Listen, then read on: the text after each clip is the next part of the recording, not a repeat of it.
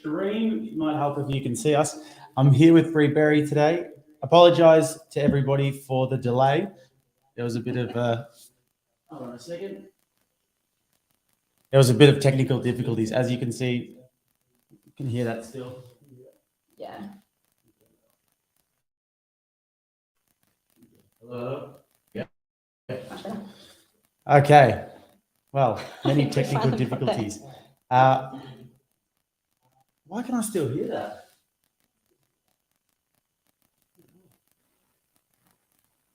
All right.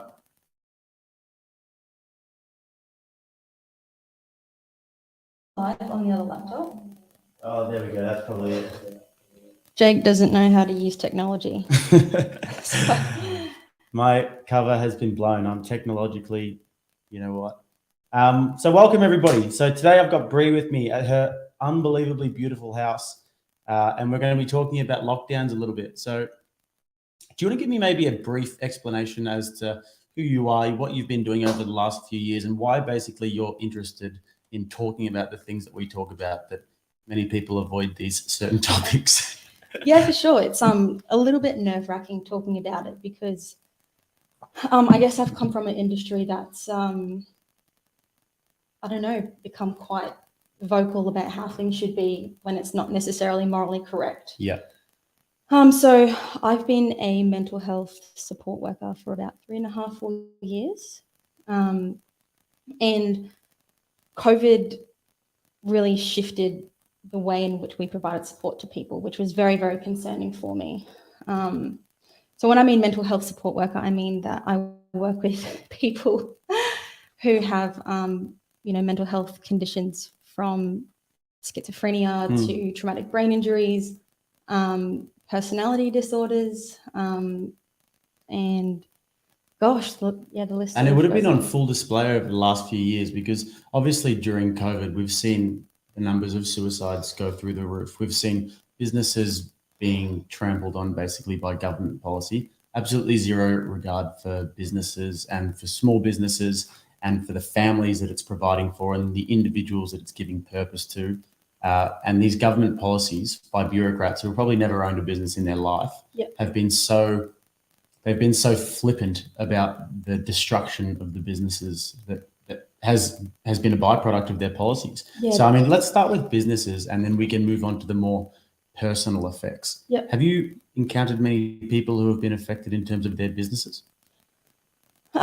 Yeah, a little bit. Just going back to what you said before too around government policies and things like that. As a mental health worker, we over COVID had a bit of a joke when things are bad when normal people are going crazy. Because we already know that in society there's a group of people who suffer from mental health disorders, because of trauma and things like that. And from what I've seen is we're seeing regular everyday citizens being traumatized by our government, by government overreach. And I know I'll speak a little bit about Victoria. The stats in Australia is that 1 in 5 Australians reported severe psychological distress, but in Victoria it was 1 in 3. And so we've seen the small businesses down there completely eviscerated. It used to be the number one city to live in. Now I'd say it's one of the last cities. Well, I can speak to that because I lived in Melbourne and I'm from there. And then in 2020, I started to notice that. Well, I mean, it wasn't hard to notice, but it was palpable, the animosity between people in the air. And I'd walk around, and I've told this story on this podcast a few times of, walking on a path just with a friend, and then there's someone doing what I call like the windmill, going like that to make sure that nobody comes near them to social distance.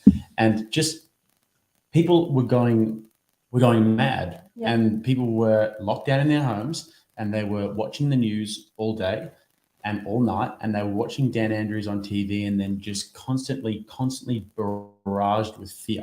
And the problem with this is that people entrust the mainstream media and they entrust these politicians with telling them what the truth is, with telling them, okay, here's the truth for tonight, because they don't have the time and energy to do their own research. So then during COVID, they would have consumed that media a lot more. And then the like I said, the animosity between people was so palpable because of the lockdowns, and then people started, anyone who was going against the rules and regulations was all of a sudden, a Nazi or whatever they wanted to call them. Yeah. And yeah, it was terrible. And then I came up to Queensland, it was a lot better. Still not great. For a while. Yeah. For a while. Still not great, but Victoria is different. Like, it's really bad down there. Yeah, I mean, to give you a bit of a perspective as well when it comes to the mental health industry, dealing with people who have, severe mental illness, there's a reason that they're there. And so part of the issue with the government's response is, they would give people advice of, FaceTime your friends and do Zoom calls and go for a walk with a friend. The people I've worked with, they don't have that. That's why I'm there. And so their confidence in family through their childhood was gone. Okay, their confidence in schooling systems gone. Their confidence in social aspects gone, and so they're left with, for a long time I thought was a good thing.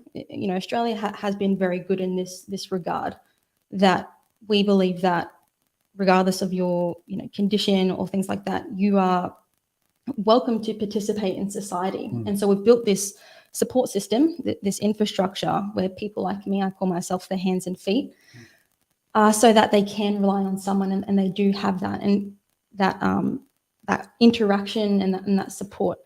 And through COVID and COVID lockdowns, that was gone, that was taken away from them. And that for me was extremely concerning, because that goes against really our training and our modality in which we deliver services. Very, very concerning. And the hard thing about all of this is that we've now come to a place in Australia and in conversation, even amongst clinicians and people who are very, very smart, where conversations are being shut down. And that's sort of why I was, sort of keen to come on, because I'm in an industry where people are extremely afraid to speak up. And that bothers me, because we represent voiceless people. And what do you think are the things that people are most afraid to speak up about? What are the topics that are a little bit off limits? Vaccine mandates, certainly, and the way in which the measures put in place to stop the spread or to reduce the risk of transmission of COVID. And that conversation is completely gone. You can't even have the conversation. This is how it is. This is the way we do it. Don't question it. And that's interesting. So in our field of work, we work almost like, if I don't know if you've ever worked on a tool site, a construction site. I hurt myself every time I tried. Yeah. So you didn't do the daily brief, where in the morning they say, was it tool talk? No, they do a tool talk? Never did okay, that, that's no. Concerning. I'll report that to someone sometime. I can change a light bulb, maybe. Maybe. Maybe. And so, like, you'd have a tool talk. We have risk assessments, and because some of the people we work with are a risk to society, unfortunately. Well, I told you I used to work at the Salvation Army, and we used to do the same thing. So I used to work at a homeless shelter, and basically we'd feed them 3 times a day. And this was in Victoria. It was right in the middle of the city. So if somebody wasn't in prison or they weren't in a mental institution, they were with us. Yes, right, similar. Yeah. So every morning we would have volunteers come in. So we'd have a group of corporate volunteers from a different company, and I'd have to take them upstairs and be like, not trying to put the fear of God in them, but be like, look, these people can be quite volatile, and if you see a needle around, you have to do this, and if there's a fight, stay back and let us handle it, that sort of thing. So I kind of understand the daily brief, what you mean there. Yeah, and so we have risk assessments, and that's drilled into us. And when I started to have some concerns, I'd say to a good example of this actually is that, with the mask mandate, originally we didn't know what COVID was. That's true. And I had a particular client that I worked with who had a brain injury, and because of that brain injury was, I think, about 60 to 70% deaf, and he needed to read lips in order to communicate with people. And if he can't communicate with people, it would actually also have some other implications for him mentally as well. Right. And so when we were given all of the instruction from the health department and the Queensland government about masks and mask wearing, there was quite a credit to the government in some regard. there was discretion in how that is to be interpreted, and there was always clauses for people with conditions.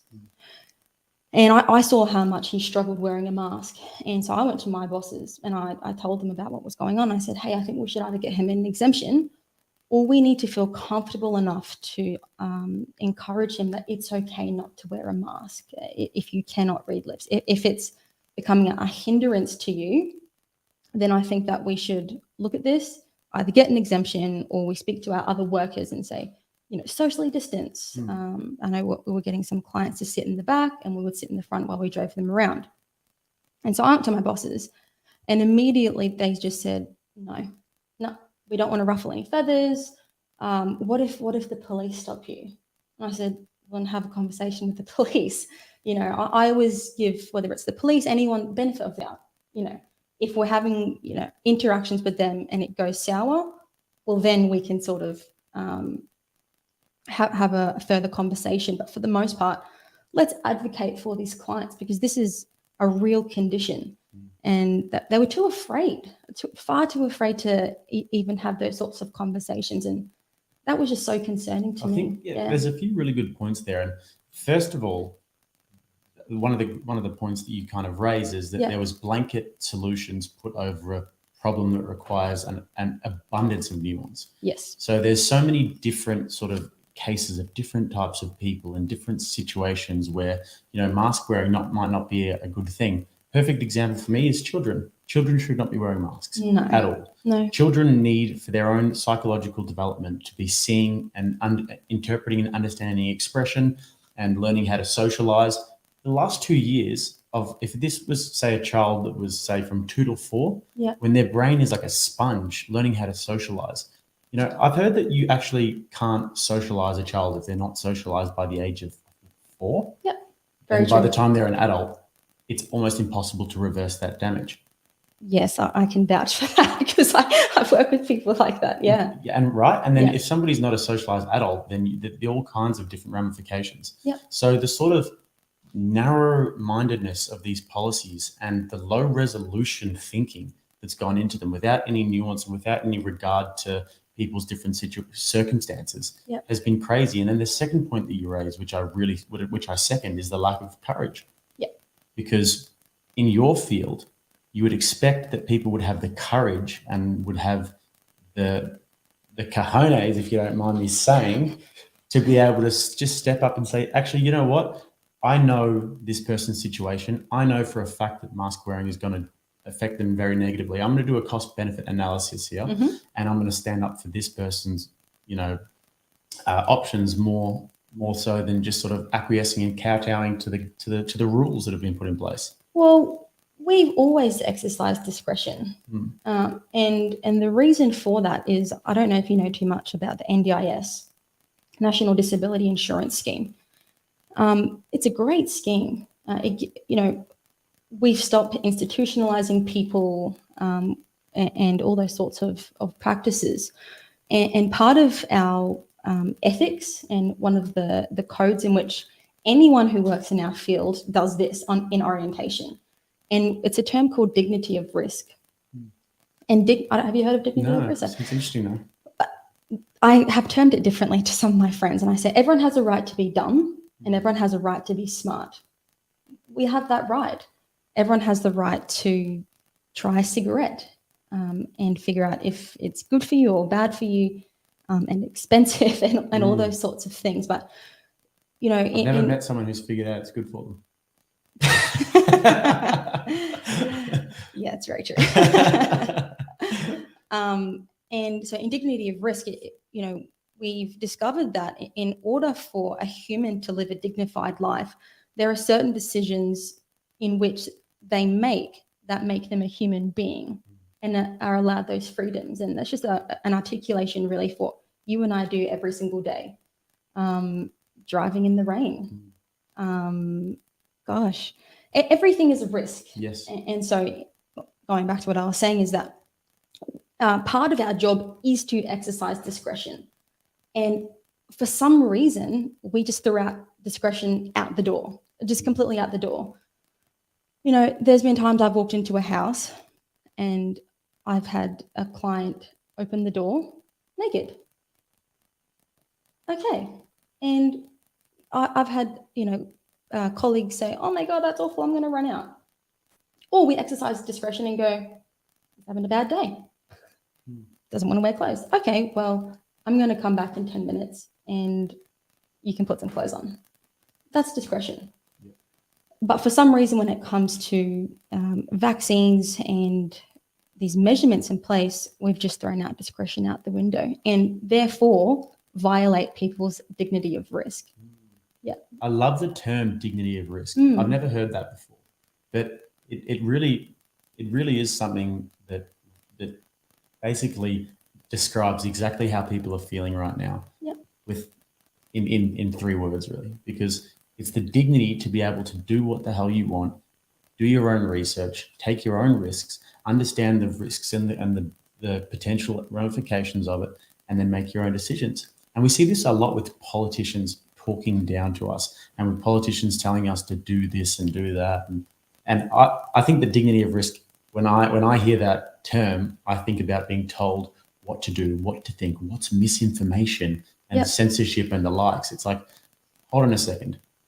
I know you're in a position of power, but you actually don't have the right to be able to tell me what to think and what to do and what media I can consume and what conclusions that I can come to, et cetera, et cetera. But yeah. If you do that, if you start to assert your power or assert what information is true or not, what you're doing is you're actually insulting people's intelligence to the everyday person and to people that I work with. Then you're violating what we've agreed to because we're saying, well, you're wrong or you don't know what you're talking about.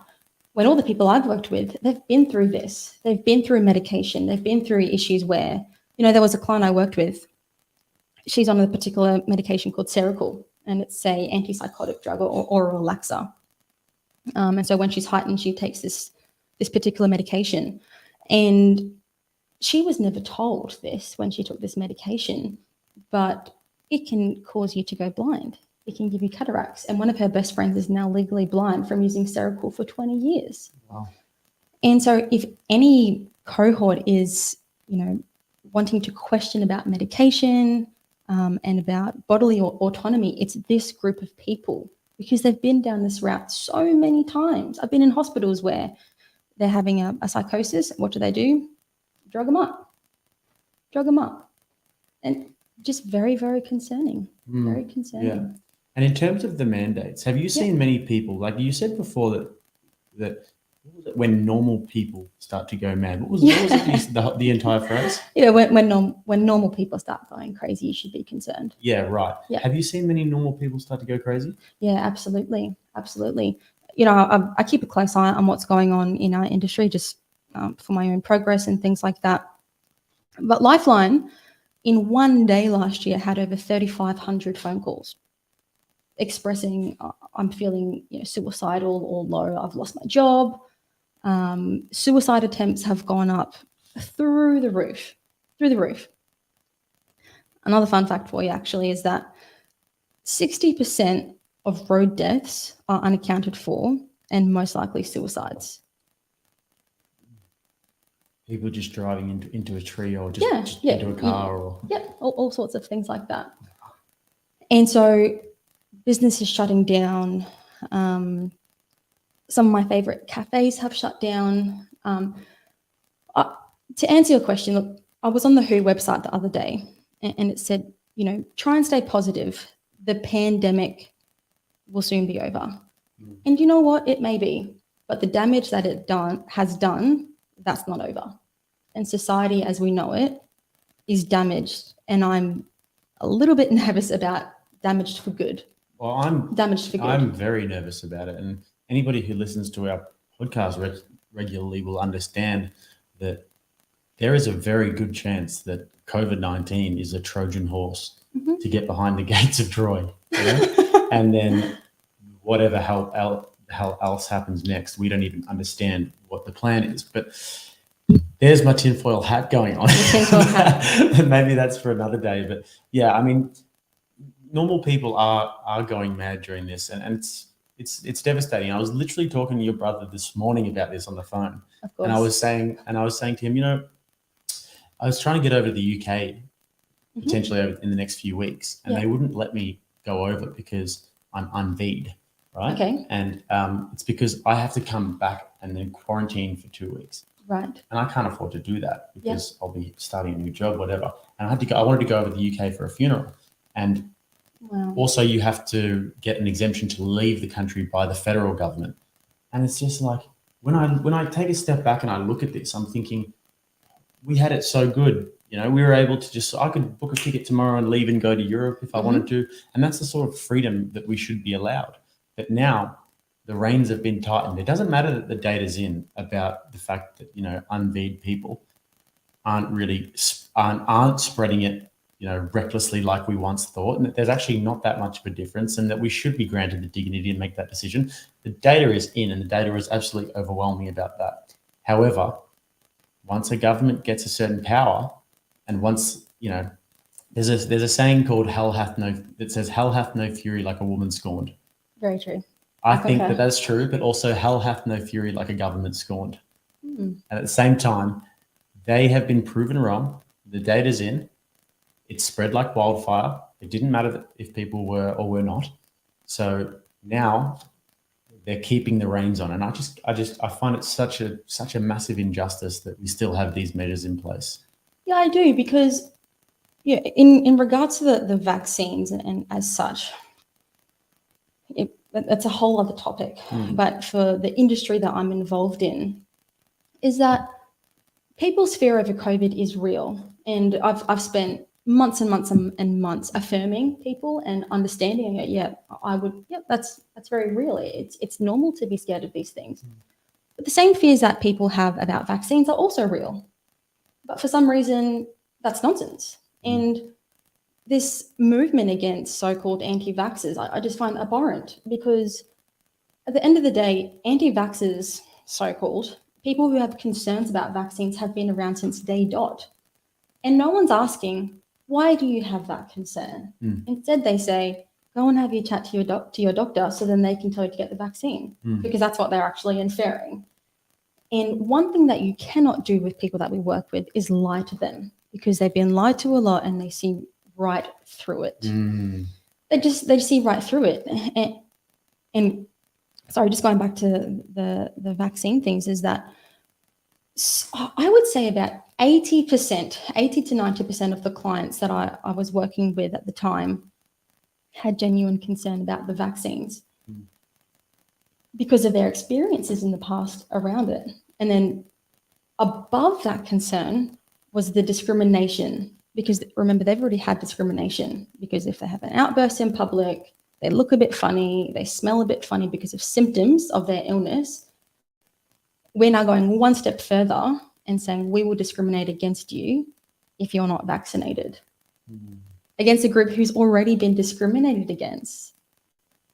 Crazy. That's the thing that I do remember about working with the Salvos, is that the naked honesty of the people there. Literally. Yeah. Literally from time to time. But there is no bullshit whatsoever in those circles. And if you come in there as like trying to like be something you're not, everyone there's just like, we're all like whatever. Yeah, we're all in this boat. So like, don't even try it with me. But yeah, I guess your experiences with people who are extremely vulnerable. These are the people in society who have no trust in government. What the hell have you done for me? That they're saying. Yep. Well, what the hell has anyone done for me? Why the hell would I want to follow your rules? Well, if what comes to their mind is, if I can't trust you, who can I trust? There's nothing left for me. And that reduces hope in people, because they go, well, what can I hope in this world? I would do a little survey with some of the clients I worked with, just out of curiosity. And I'd ask them questions along the lines of, do you think that the world is good or that the world is bad? And they would say, I think that every so often there's some good people, but I think that the world is bad. That's awful. It's absolutely awful. I've watched so many media moguls and psychologists and so-called experts talk about people and numbers. But when you work with someone every single day or every week and you go into their home and they're just, I am so alone. I can't leave my house. If I don't leave my house, then I'm going to start hearing voices. Terrible. Absolutely terrible. It is, and connection is the most important thing for people. Yeah. And I don't think that, like, if you're somebody who's been raised by a good family and you've had that connection around you, you have really close loved ones, and you've had good friends, you went to a nice school, and everything's been rather normal for you, you can't conceptualize what that feels like. But there are people out there who have had absolutely nothing from day dot. They were never loved by their parents because their parents didn't know how to love them. They didn't have siblings who they could bounce off and be close with. They weren't socialized properly to make friends and to make deep connections. Nope. So they get to a place where they're in their adult life and they actually don't understand what it means to be loved, what it feels like to be loved, what it feels like to have friends, and what it feels like to trust. And these are the kinds of people that fall off the rails. And what you said before about people saying, I'm so lonely and, I think the world is bad. Well, for me, it doesn't surprise me to hear that sort of thing. And then for anybody who has worked in this, won't surprise me to hear it. But for most people, will think, the world's pretty good. You can, have a job and you can have friends and family, and you can go get ice creams on a Wednesday night with the girls or gelatis or whatever. And life is pretty good. But there's an ancient religious idea that life is suffering. Yes. And life is suffering. Yes, it is. But we as human beings, it's our role to put together, I guess, the structure in our own life to combat that suffering, and the fact that we are flawed, fallible human beings who are confronted every day with our own mortality. And, there's a million ways that you can die and there's a million ways that you can get hurt. And we have to put our own structures in place. But if you're somebody who's been born into a place where you don't have those structures laid out for you, this world can be a shocking place. Yeah, it is. And just going back to what you were saying before too, about people's confidence in the system.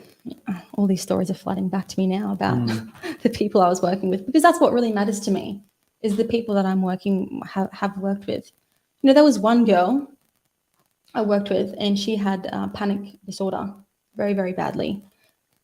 And so anything could set her off. And she had just one of the worst, you can't even speak about it. If I told you, like, that's script, it's just unfathomable what she had been through. And she had a panic attack in the middle of the street one time, and she had asthma quite bad. And the reason the panic attack came on was because of the mask she was wearing. And she hated wearing masks, just absolutely hated it. And she called the ambulance and said, I'm having a panic attack, could you please come and help me? And so they came within a couple of minutes, which was really, really good. And she was still, trying to calm herself down. And as the ambulance came, they said, if you want to come to the hospital with us, you need to put your mask back on. The mask is what gave her the panic attack. And remember, this is like, all these ambos are already masked up. And so therefore, that cancels out what the mask does or was supposed to do in that time. And it wasn't N95 mask either. Fast forward 2 weeks later. By the way, she hopped in the ambulance reluctantly because she was desperate for help. I went with her to the GP to say, hey, this is what's happened. Could you please get her an exemption? I told my bosses what I was doing as well. They were not big fans of it. Really? No, not at all. Don't ruffle the feathers. I went and saw the GP. This is what's happened. Do you think you could give her an exemption, please? These were her words verbatim. Look, she's probably eligible for one, but I just don't think it's worth it. And she has panic disorder, clinical. Yeah, clinical. It's diagnosed on her reports from a clinical psychologist. That is just... And asthma, which is another clause for masks. But these people are... But the mask doesn't represent a mask, and the person doesn't represent a person, unfortunately. That represents compliance. Exactly right. The mask represents something, and it's an idea that people have attached to themselves. Like, if you wear the mask, you are good. If you don't wear the mask, you are bad. You are bad. Vaxxer, anti-vaxxer. Yep. Mask, no mask. Like, these are ideas that people have attached to themselves, and they don't see somebody coming in who's a vulnerable individual who doesn't want to, be subject to wearing this mask because she has asthma and panic disorder, they say non-compliant. The news told me this person's bad. Yep. So it doesn't matter about the nuance involved in their own life. It just matters about the idea. Absolutely. And look, mental health's a funny thing, because if someone's in a wheelchair, there's a disability. It's quite obvious. With mental health, it's very hard. You can't read minds. I'm sure you've got that by now. Debatable. Yeah. But it's very hard. You can't see it on the outside until you converse with someone. Oh, that was a bit of a different exchange. And yeah, ...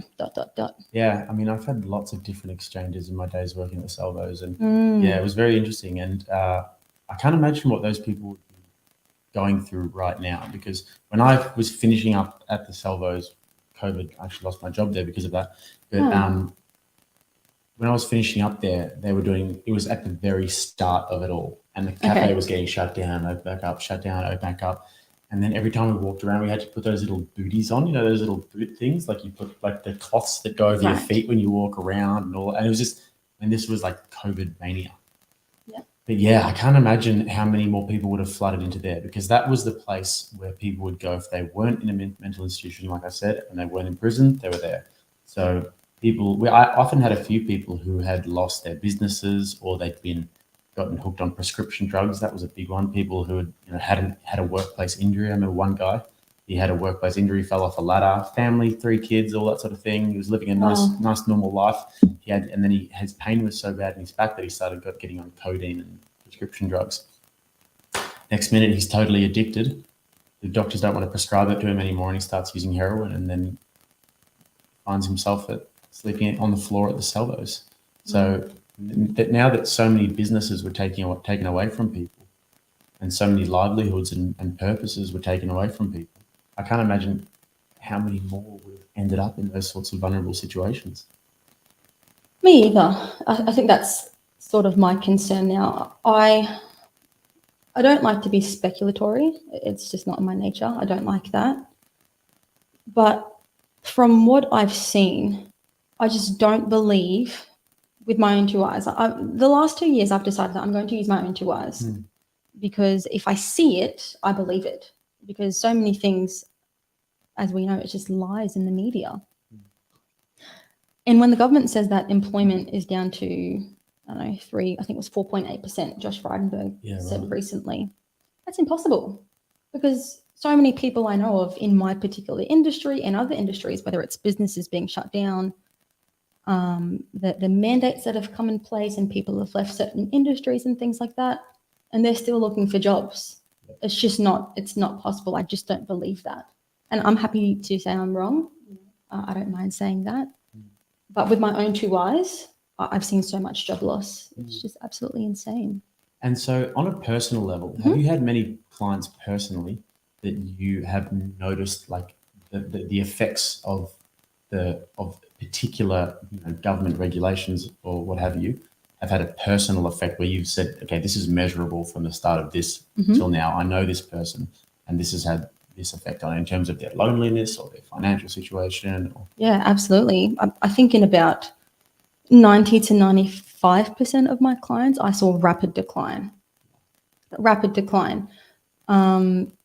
One particular client I was working with, it was the isolation that got her the most, and she was doing quite well. And then she was going from, one panic attack every 2 months, every month, to weekly, and then it became worse. It was every second day. And I'm not talking about panic attack as in, I can't breathe, I need to sit down and have a drink of water. I'm talking about in the middle of Central train station screaming, someone help me, someone help me. On another level too, that there's a few people I know who, clients who decided that the vaccine wasn't for them. They had some reservations. Some of it was a cultural thing. A few Indigenous clients that I've worked with. Do you know why that is? I haven't quite done enough research into why it is that our Indigenous brothers and sisters aren't wanting to take the... There's a few reasons. She's actually in stolen generation. Her confidence in the government has always been quite low. One, she said, I'm quite healthy. I don't feel like I need that. And yeah, some were religious reasons as well.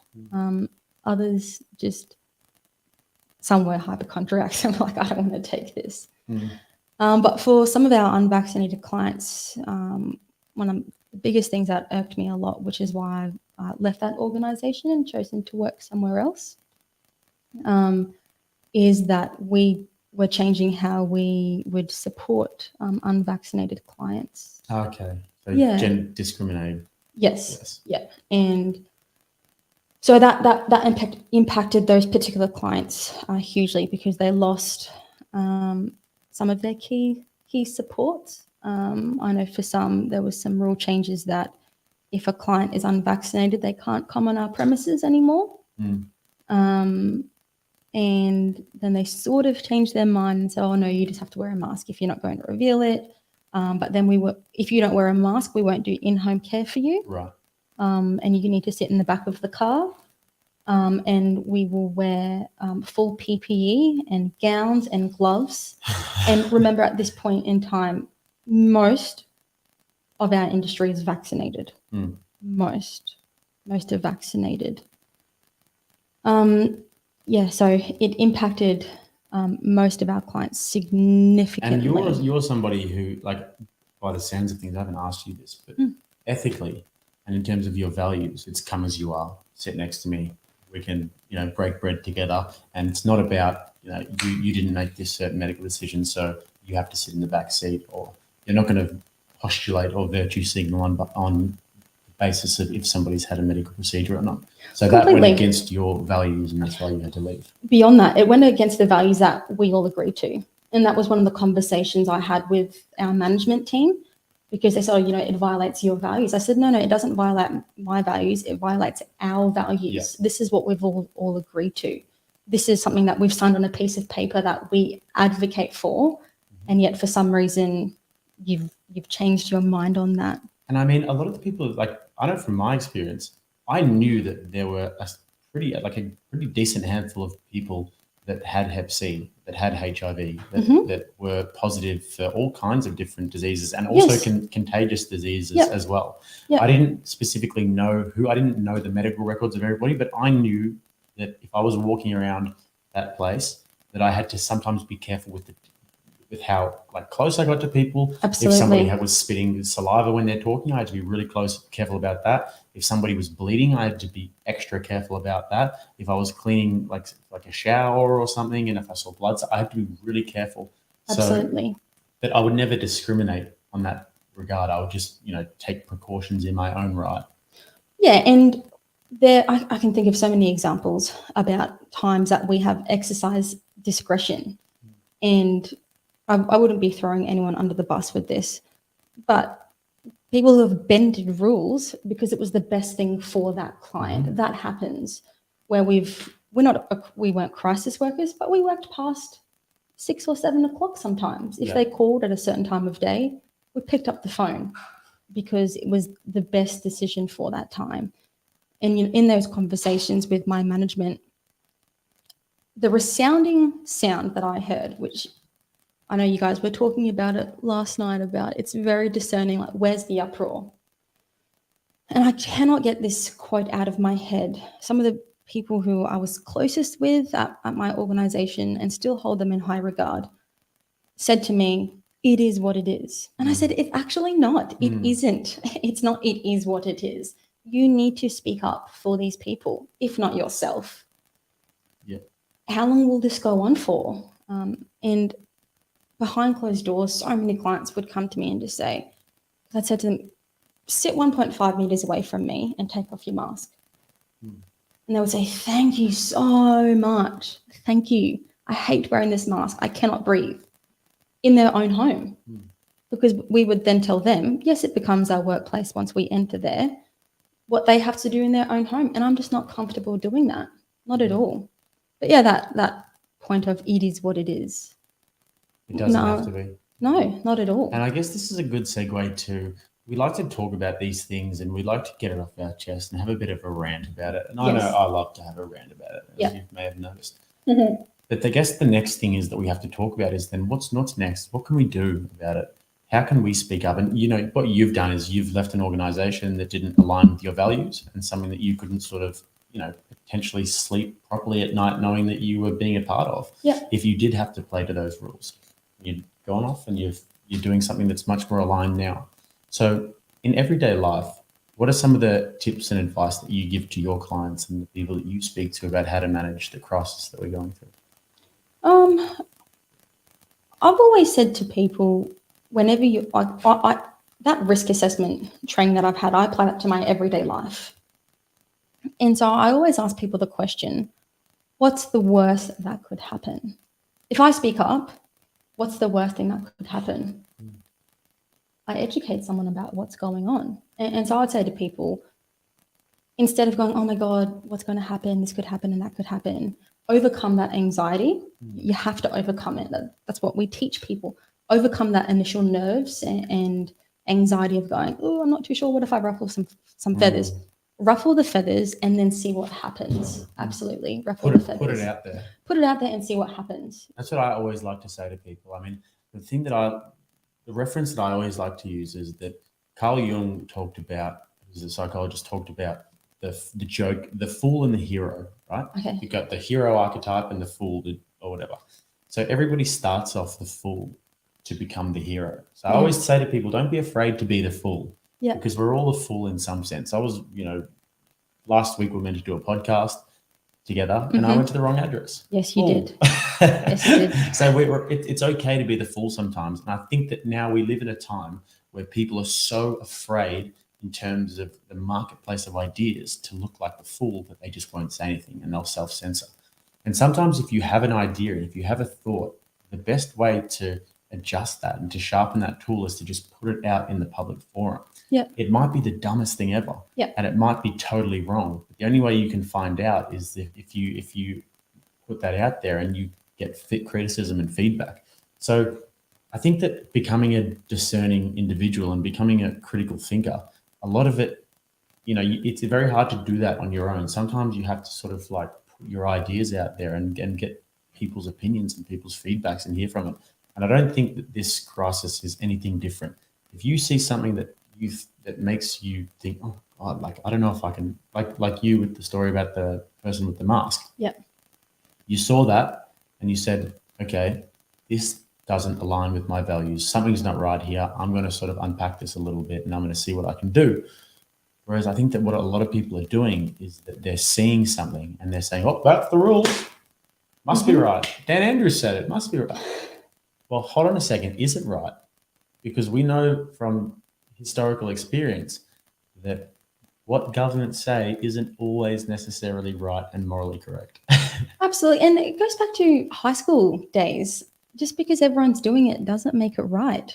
I remember that was just resounding in my head because some of my colleagues, they were quite vocal about other issues. They were not afraid, particularly when it came to pay time and when it came to hours that we worked and things like that. But all of a sudden, when it came to this, what people were made of was really, really exposed. And that's a good thing. I found out what I was made of during that time as well. Because I thought to myself, this is really scary, but I'm doing what is right. And I realized that I'm maybe a little bit tougher than I thought. Yeah. A little bit more unafraid than I thought. Because I was going against some very big wigs and people who are quite high up in the mental health industry. We're a leading provider of services. Right. We've been around since the early 1900s and really changed the scope of mental health and how it's delivered.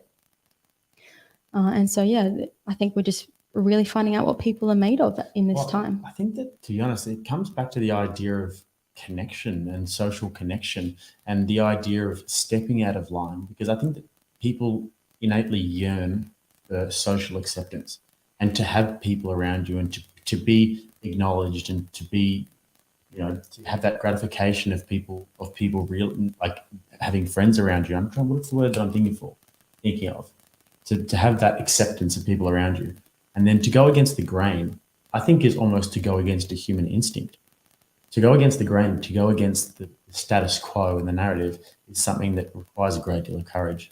Yes, certainly. And to go one step further, when we look at what the government has done, there's certainly an element of social engineering because people don't want to feel left out. They don't want to feel picked on, and they don't want to feel left behind.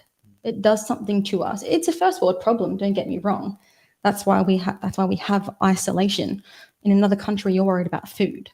In Australia, you're worried about isolation. It's a little bit different, all relative, all real. And so when you get the government telling friends and family members to call out someone on their medical decisions, that's social engineering, which is beyond another step, is an engineering of socialism as well, which is why we're seeing this groupthink happening, occurring across the board. Now we're getting into the juicy stuff. It is though as well, because there's no doubt about it that there is. Are we allowed to say on YouTube the mass for? I don't know if it's going to ruin my algorithm. You said it, not me. Mass for. So you guys know. If you guys know, Information psychology. Exactly right. Thanks for ruining my algorithm. But yeah, it's true, and that was something that really hit home when I was listening to Robert Malone talk, and when I was listening to that podcast. It's like people will just go with the grain, and it's like the scary part about it is that they know it's wrong. Everyone knows it's wrong. Behind closed doors, they know it's wrong. Yes, behind closed doors, absolutely. Absolutely. And that bothers me because it's sad for those people. It's sad for those people. I remember one particular colleague I actually worked with. She did not want the vaccine. And I don't like to go too much into people's personal lives and vaccine statuses and things like that, because I do think it's private. Or the effectiveness, that's a conversation for another time. And she just did not want this vaccine for a whole host of reasons. She'd done some research, and she ended up getting it to keep her job. And in my book, that's not a reason to get a vaccine. You get a vaccine because you believe in its medical efficacy. And you make that decision for yourself, not to keep a job. And she was a shell of herself afterwards. She resented herself and she resented her workplace because she'd made this particular decision, which she has to live with, that wasn't for a medical reason. It's awful. Absolutely awful. Well, if there's anything that's going to give you a resentment towards anything really, it's going to be forced into a medical procedure or something. And bodily autonomy is something that's incredibly important. And it's something that's just been done away with during this. It's like, oh, it doesn't matter. Just put it in your body. Just do it. Is that how we play now? Just do it. Well, when you say things such as do it for your community, do it for other people, do it because it's the right thing. Medical decisions are not moral decisions. And that distinction has to be made. It's not a moral decision, because if medical decisions become moral decisions, well, then we don't have a health industry. And one of the things that I'm most concerned about is when we started thinking like collectivists again. Yes. When did I start saying, I do it for my, I'm sorry, that sounds good. And we can all sit around and hold hands and sing Kumbaya together and do it for the community and peace, love and hippie. Yeah, we're all in this together. We can all do that, but we're not. We know that through the human experiment, that's not how things work. No, we're not all in this together. Is when you look at yourself as an individual, yep, and you try and make the best individual that you can, and then maybe one day you can help out your family, you can help out your community, and we know that individualism is the best way to go. So when did it start to become cool to be a collectivist again? That became cool probably a couple of years ago, and people probably weren't so aware that it was actually happening. This has been engineered into universities. I had a good friend who was at university and she studied public health. Now, I have a very different view on health. First of all, I don't think that health necessarily should be public. No, it's my health, not public health. Yes, because it's my responsibility to look after myself. And we're taking responsibility away from people. And that creates a socialist society. And so I think it's actually started a couple of years ago, and it's just slowly weaned its way through our universities and through education and things like that. My little brother literally today was texting me because luckily he's at university at the moment, and I've worded him up and told him, be a critical thinker. Don't just believe everything you heard, because most people will walk into those doors of the institutions and they will just be sheep to whatever is told to them, because that's a university professor, so I should believe everything that they tell me because they're the professor. I'm here to learn, like you're in primary school still. But you have to be a critical thinker with these professors. And he was texting me today saying, "Oh, this teacher's on this lecturer is on this huge rant about Trump to me, and saying that he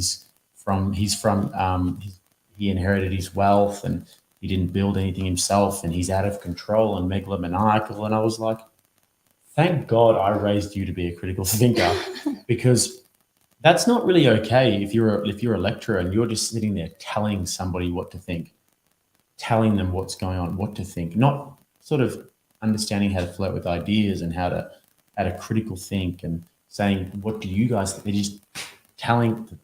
So don't get me started on the university. Well, I probably should clarify that. It's actually not necessarily just socialism, it's communism. And I know for some conservatives, they say socialism is wrapped in communism, maybe to a degree. But really, we are entering into some forms of communism because it's state-run things. Socialism, it's more divided between the people. And I've got a family member who's a socialist. We're a little bit different on the political pendulum. Can I imagine? Very different. But the irony is that we have a great relationship and we talk about these things. We actually have the same goal. It's just how you get there that's different. No, I always find that. And I do give credit where credit's due to some of those people. But I think that you just have to look at it from a standpoint where you're saying, okay, am I a socialist? Or am I somebody who believes in, better safety nets in a community and more government programs? And like, where do I draw the line? Because when I say socialist, am I Venezuela? Am I going to go and nationalize all the oil? Am I going to start all these huge freaking government programs and then be spending this much and then eventually it crash and the inflation go through the roof? Am I going to be Cuba? Do I want people waiting on a food line and have absolutely no opportunity to grow a business and no opportunities to sort of flourish and find purpose in life? Do I want to be, driving around those old cars is kind of cool, but do I want that? No. So am I social, or am I looking more towards Norway? Do I want to be a country that has, great social safety nets and very high taxes on certain things, but still very capitalistic in that sense? Do I want that? Cool. Well, then I live in Australia. Is that possible? No, because it's comparing apples and oranges at the same time. Definitely. So I think that these conversations are always really interesting. And it's also interesting to get to the crux of what somebody means when they say they're a socialist. And that comes down to culture as well. I think Australia is a very interesting place. I grew up here, but we're a very young country. We're a very, very young country. And I don't know, we come from England. How do you come from England? You don't look, she ain't white. Oh, I've been to England, and I was from Hackney, so wow. Yeah, wow. I was like one of the only white guys in my boxing gym. Right, So. gotcha. And Australia is a very unique country. We are the lucky country. There's good wages. You can grow food here. There's a safety net here. It's the perfect recipe for success in so many ways. In saying that, though, you don't have to work very hard to reap reward. And that's created a generation of people who don't work very hard, yet they reap these rewards. And so I think it's a cultural thing as well, our economy as well. I don't think Australians know what they want. Well, I think that we've kind of discovered what they want is to be looked after. And safety that's true, actually. and security. Because that's become quite self-evident over the past few years. I'm just going to read out a few comments here because we've got a few great ones. And here we go.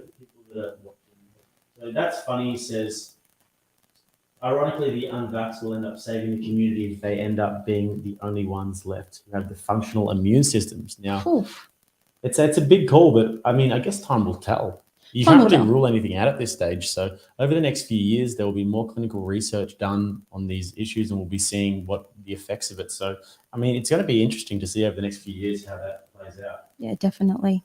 So Daria says, you're forgetting social media. Social media has done incredible damage to society that has been an incredibly effective medium in engineering the mindset that requires social approval and validation. Yeah, absolutely. Darius, you're totally right in saying that. Social media is such a funny thing because I think the loneliness epidemic too stems from social media in a big part. People don't know how to be alone. They just don't. You're constantly on you're connected to something. Like, it's great in some ways. I mean, this podcast, thank you, technology, thank you, social media.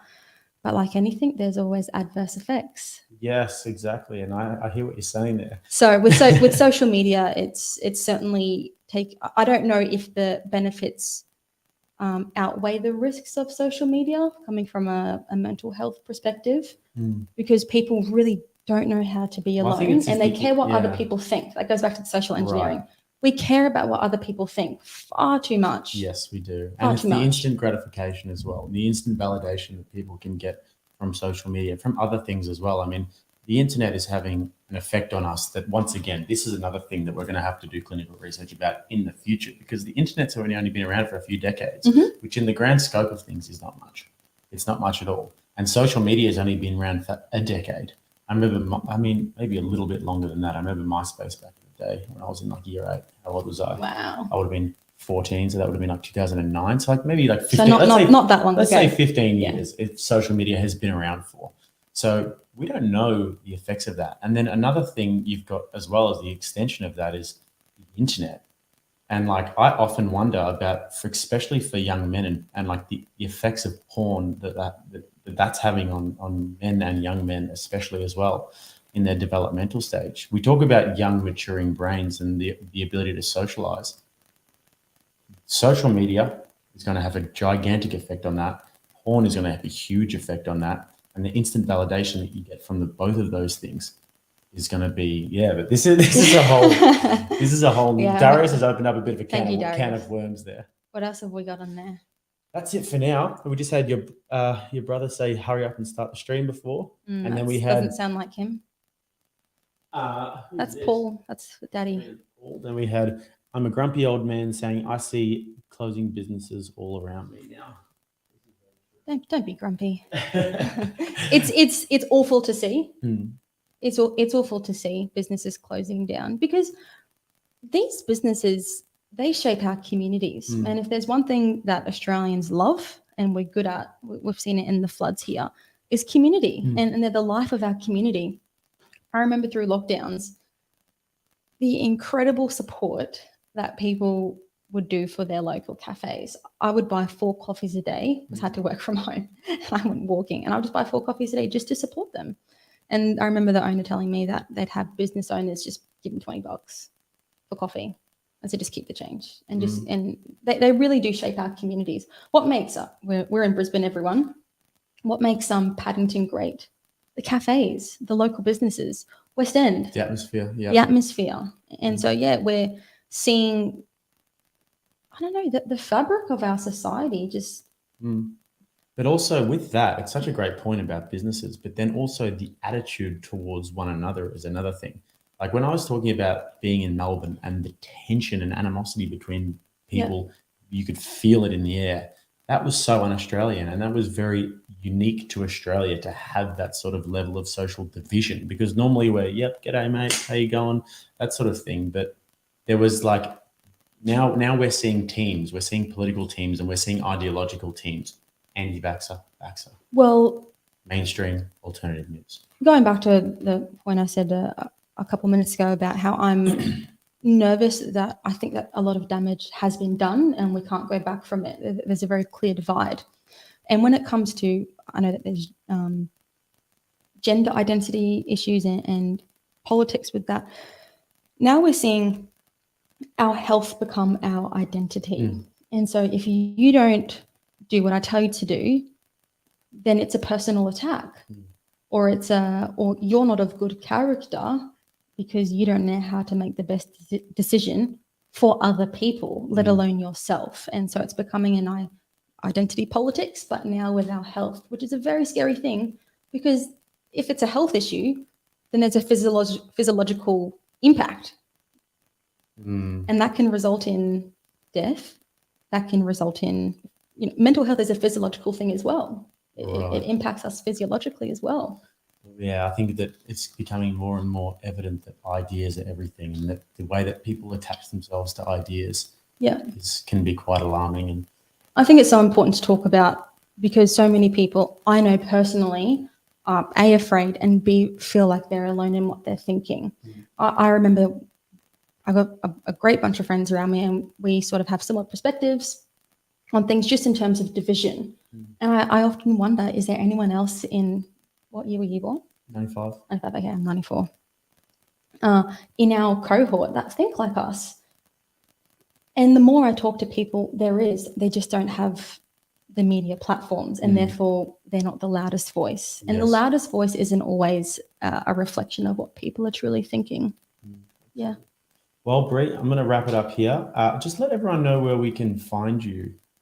Well, I'm not a big fan of social media, but you can find me on Twitter under the acronym A Very Concerned Citizen. A very concerned citizen. A very concerned citizen. I like that. Yeah. Okay, well, thank you so much for tuning in, guys. And don't forget to go and follow Bree at A Very Concerned Citizen. I'm just going to read out a few of the last comments quickly.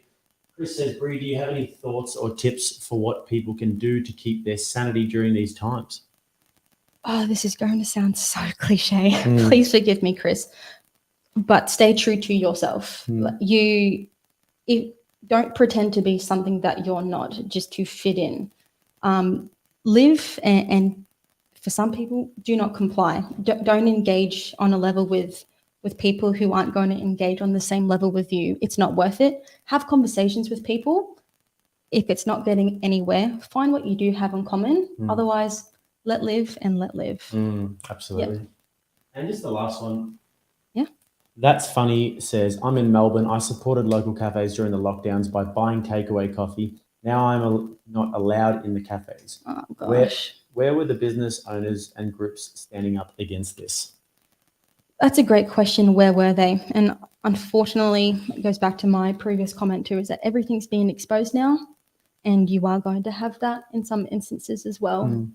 Yep. And God be with them. Yes, exactly right. Well, that's a great way to finish. And thank you again for coming on, Bree. Really appreciate it. We'll do plenty of collaborations in the future. Welcome back anytime. Okay, cool guys. Thank you so much. Make sure to follow A Very Concerned Citizen.